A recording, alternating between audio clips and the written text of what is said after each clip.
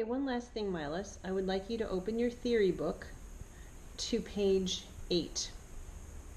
And I'm going to introduce this idea to you on page 8, but I want you to work on it on your own, and then I'll check it the next time I see you.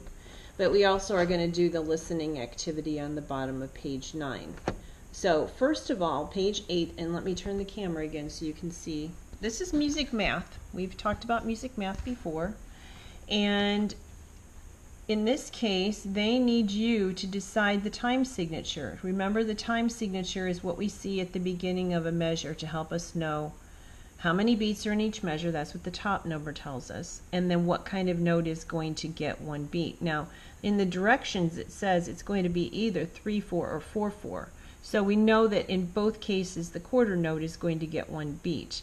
Your job is to try to figure out the counts, and they want you to write the counts below so that you can see whether you're going to write a 3/4 or a 4/4 at the beginning of each measure. So see, as it's divided into boxes, you're going to write a time signature here, and you're going to write counting here.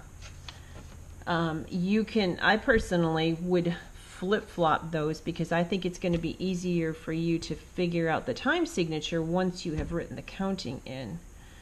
So I'm going to help you do the first one, which is the one that's next door to the one that's finished. And one of the things I think is helpful when you're doing this kind of music math is when you have eighth notes to just put a circle around it, because that will show you that you have this equals one beat. Oftentimes this kind of confuses students, and they have trouble counting when you got eighth notes involved. But really, when you see, and they've helped us because they've beamed them together, when you see the two of them beamed together, that's one beat.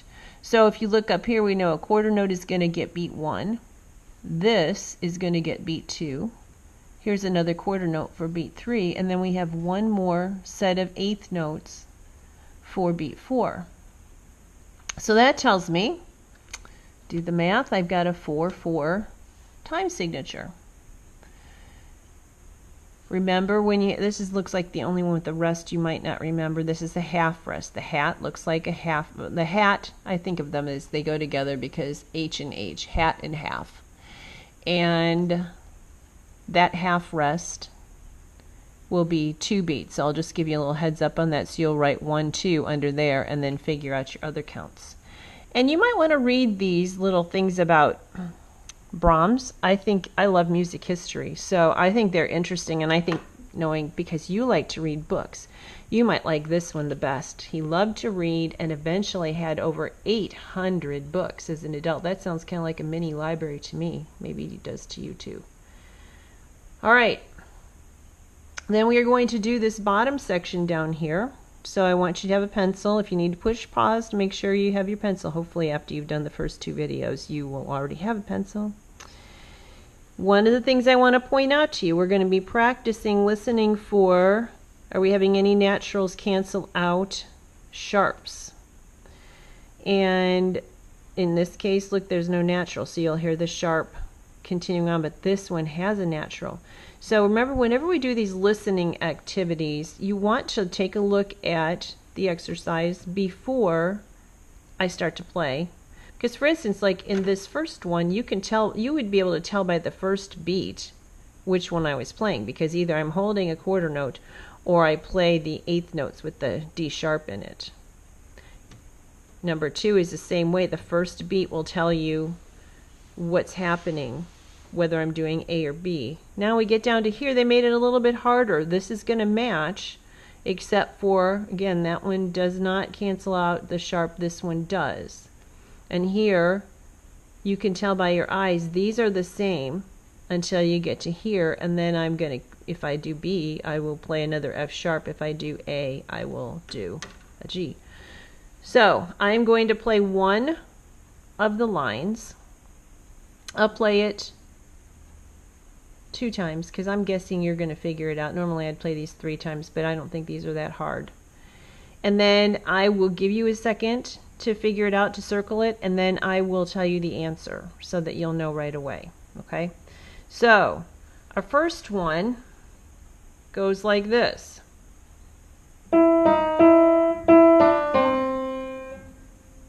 Here it is again. And the answer is B. I played the eighth notes in the first beat. Alright, here's number 2. Notice that 2 is over here, not down here. 2, and I'm going to play either A or B.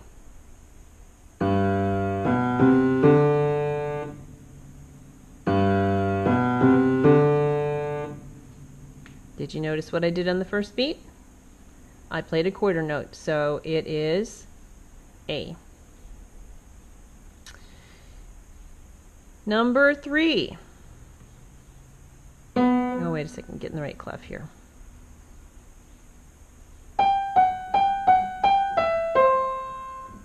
And here it is again. And the answer is A. Our last one, back to bass clef. And